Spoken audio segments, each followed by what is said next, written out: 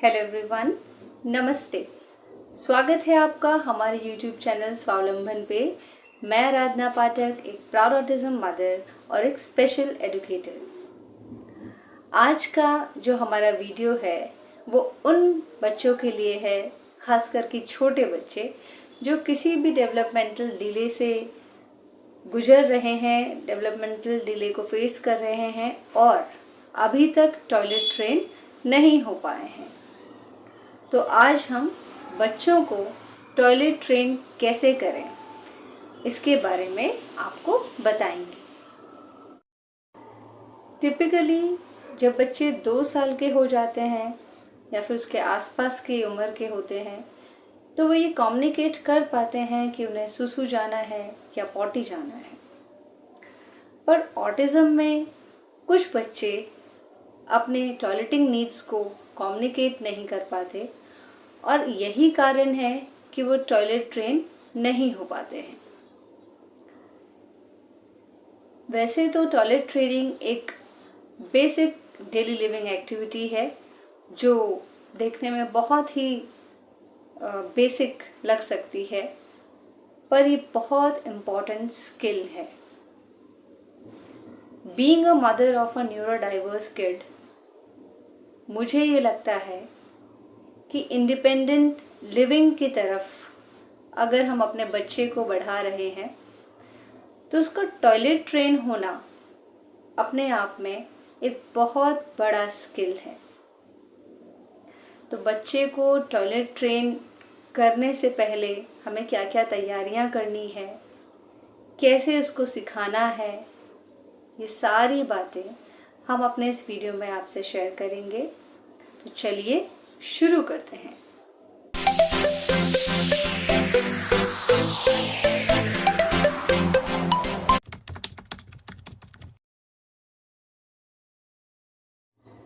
Potty train करने से पहले हमें कुछ प्रिपरेशन करनी है और ये प्रिपरेशन जो है इसे हमने कुछ पॉइंट्स में डिवाइड किया है।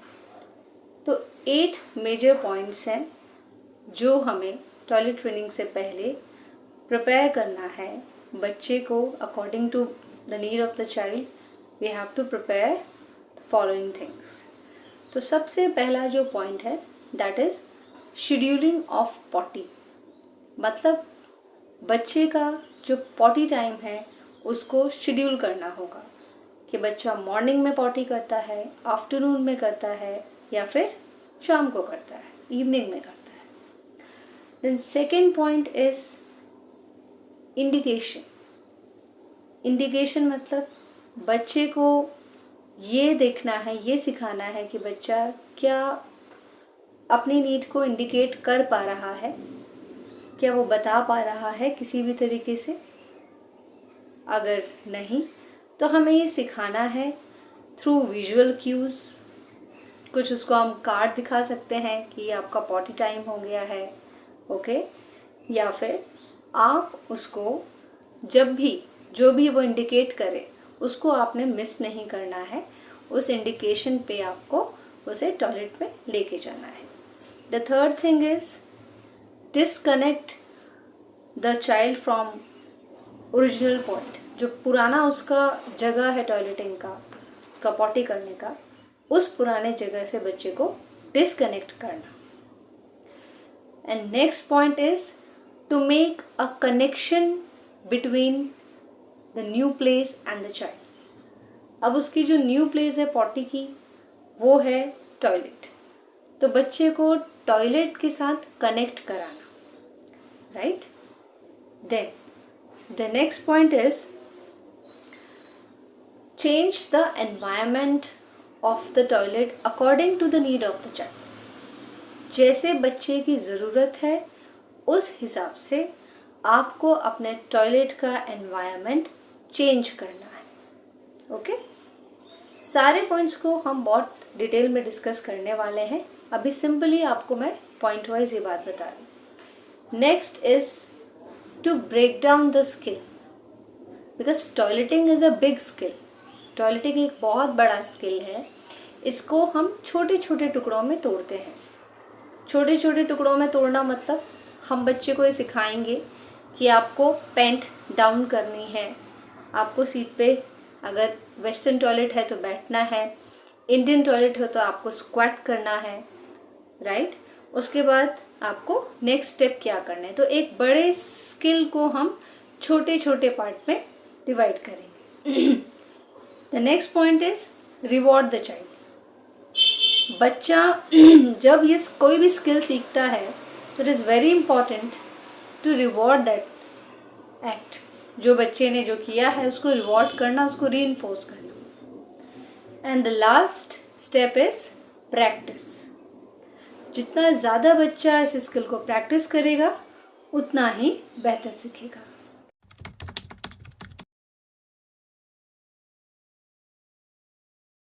The first thing is communication.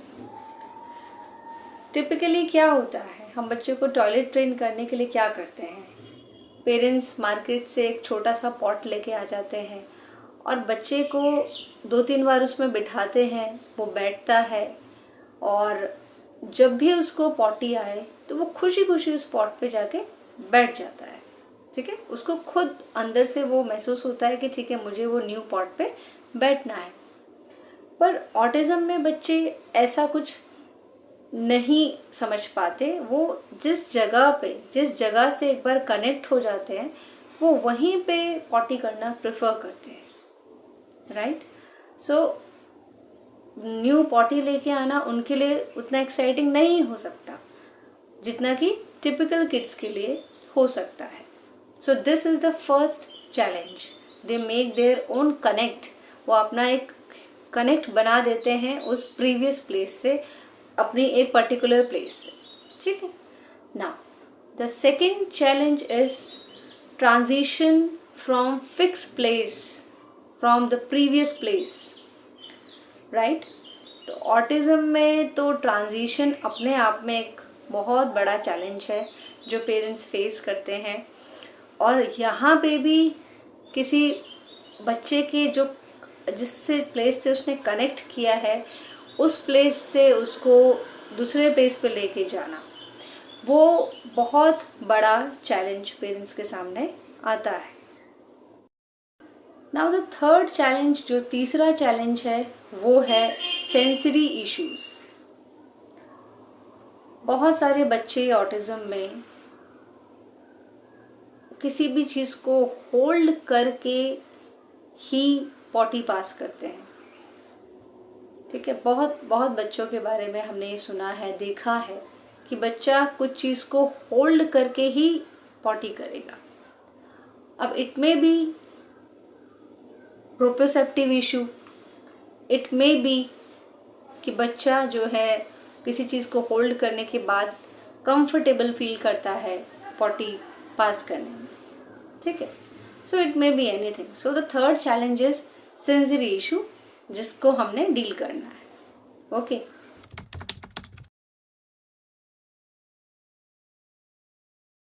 Now getting ready for poop training, okay. अब इतना सारा चीज़ समझने के बाद now it's time to get ready. तो सबसे पहले बच्चे में ये देखना है कि कोई उसको मेडिकल इशू तो नहीं है। उसके लिए आप अपने फिजिशियन से कंसल्ट कर सकते हैं। ये देख सकते हैं कि बच्चे के पेट में कुछ वॉर्म्स या फिर कुछ कीड़े तो नहीं है या फिर बच्चे को कोई कॉन्स्टिपेशन का इशू तो नहीं है, राइट। या फिर बच्चे को किसी भी किस्म की कोई एलर्जी तो नहीं है। तो ये सारी चीज़ें पहले आप अपने फिजिशियन के साथ कंसल्ट कर सकते हैं, ये देख सकते हैं, उसके बाद ही आगे बढ़ें। Now the second point is diet. अब बहुत सारे बच्चे जो है कॉन्स्टिपेशन के इशू के साथ हमारे रहते हैं, मतलब कि उनकी डाइट में जो है फाइबर्स और पानी और जूसेस मिसिंग होते हैं। तो कोशिश करें कि बच्चा ज़्यादा से ज़्यादा फाइबर लें, फ्रूट्स लें, ठीक है, जूसेस लें, ड्रिंक्स लें, ताकि उसे कॉन्स्टिपेशन के इश्यूज ना हों। और कुछ किस्म की डाइट जैसे पास्ता या फिर फ्राइड जितने भी आइटम्स होते हैं जिन्हें हम फ्राई करके बनाते हैं, ऑयल में फ्राई करके बनाते हैं, तो उसको बच्चे के डाइट में कम से कम रखें, ठीक है। नाउ आवर ऑब्जेक्टिव इज कि बच्चा जो है पॉटी में ही जाके पूप करेगा, this should be our objective, ठीक है। तो पेरेंट्स, मैं यहाँ पे एक पॉइंट आपके साथ शेयर करना चाहती हूँ कि अभी बच्चा छोटा है। कभी कभी पेरेंट्स कहते हैं कि ये सारी चीज़ें मतलब इतना करने में हमें बहुत टाइम जाता है, बहुत समय लगता है, नहीं हो पाता है, हमें बहुत सारे और भी काम होते हैं। तो पेरेंट्स, आप इमेजिन करिए कि आपका बच्चा 15 इयर्स का हो गया है, 16-17 इयर्स का हो गया है, तो क्या आप तभी भी उसकी पॉटी क्लीन करेंगे? नहीं ना।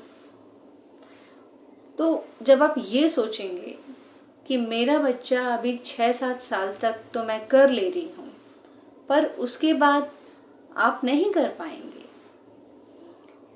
वो जब आप सोचेंगे तो आपको ये 1-2 महीने का ट्रेनिंग बहुत छोटा लगेगा, राइट। तो इस समय हमारा ऑब्जेक्टिव होना चाहिए कि बच्चा जो है पॉटी अपनी जो है वो टॉयलेट में ही करे। उसके लिए आपको ये प्रोसेस में समय लगेगा या फिर आपको बहुत फोकस रहना पड़ेगा। उस समय आपके घर की डोर बेल बजे, आपका फ़ोन आए, आपके किचन में आप कुकिंग कर रहे हैं, आपकी सब्जी जल जाए, कोई बात नहीं, पर ये समय आप जो आपने 2 महीने का डिसाइड किया है कि मुझे बच्चे को टॉयलेट ट्रेन कराना है, तो वो आपको फुल्ली डेडिकेटेड रहना है। आपकी पूरी एनर्जी जो है बच्चे की टॉयलेट ट्रेनिंग के लिए आपको देनी है। अब इन दोनों चीज़ के बाद आता है रिकॉर्डिंग, मीन्स टेकिंग डेटा। तो सबसे पहले टॉयलेट ट्रेनिंग के लिए आपको 15 डेज कुछ नहीं करना है, सिर्फ अपने बच्चे का जो टॉयलेटिंग का पॉटी का टाइम है उसको आपने ऑब्जर्व करना है और रिकॉर्ड करना है, राइट। कभी कभी बच्चे मॉर्निंग में पॉटी करते हैं, कभी आफ्टरनून में, कभी इवनिंग में, राइट। तो आपको क्या करना है कि कैसे करना है ये हम आपको बताएंगे। तो हम एक रिकॉर्ड कीपिंग शीट बनाते हैं जिसको कहते हैं bowel movement record sheet, right, जैसे आप देख सकते हैं इधर। तो इसमें हम क्या करते हैं कि 15 डेज तक कुछ नहीं करेंगे। हम इधर अपना टाइम लिख लेंगे, 7 बजे, 7:30, 8 बजे, 8:30 बजे, और इधर हम अपना डे डाल देंगे, Monday, Tuesday, Wednesday, Thursday, Friday. मतलब बच्चे ने अगर मंडे को 7:30 बजे पॉटी की है तो हम वहाँ पे BM करके लिख देंगे, ठीक है। ट्यूसडे को उसने जो है 9 बजे की है तो फिर हम उसको 9 बजे के आगे BM डाल देंगे। तो हमें एक रिकॉर्ड मेंटेन करना है, ये देखना है कि हमारा बच्चा पॉटी कब पास कर रहा है, दिन में खाने के बाद पास कर रहा है, या फिर वो लेट इवनिंग में पास कर रहा है, या फिर वो मॉर्निंग में पास कर रहा है। तो ज़्यादातर वो कब पॉटी कर रहा है, किस टाइम पे, ठीक है। तो so this is the record keeping. Now the 4th point is reinforcement. आपको ये ढूंढना है कि कौन सा ऐसा आइटम, कौन सा ऐसा टॉय या ऐसा क्या चीज़ है जो आपके बच्चे को रियली मोटिवेट करता है, जिससे आपका बच्चा रियली मोटिवेट होगा, ठीक है।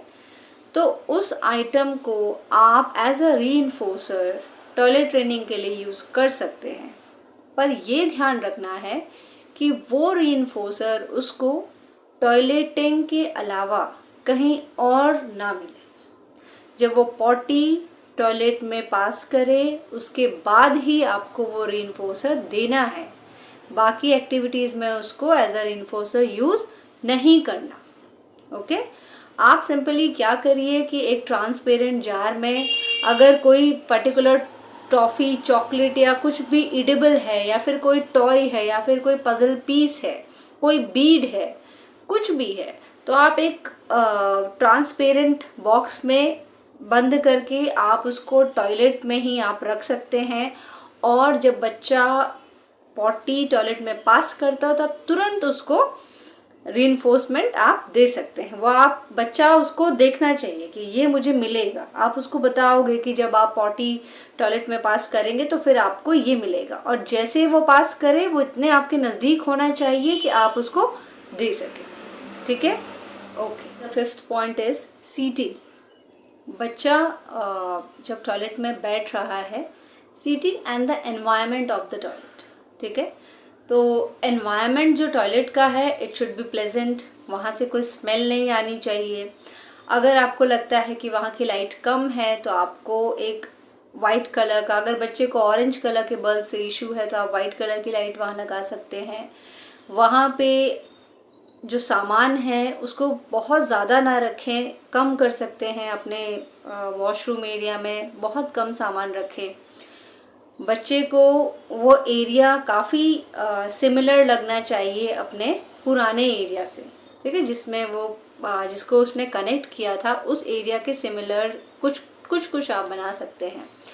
दूसरा है कि बच्चा का जो सीटिंग है वो बहुत कंफर्टेबल होना चाहिए। जब वो पॉट पे बैठ रहा है तो उसके जो फीट हैं, उसके जो पैर हैं, वो ऐसे हवा में नहीं लटके होने चाहिए। उसके लिए एक सपोर्ट नीचे से आप एक छोटा सा टेबल आता है, एक मोढ़ा आता है कोई प्लास्टिक का, तो वो आप रख सकते हैं जिसमें बच्चे अपने दोनों फीट्स को उसमें रखेगा और कंफर्टेबली बैठेगा।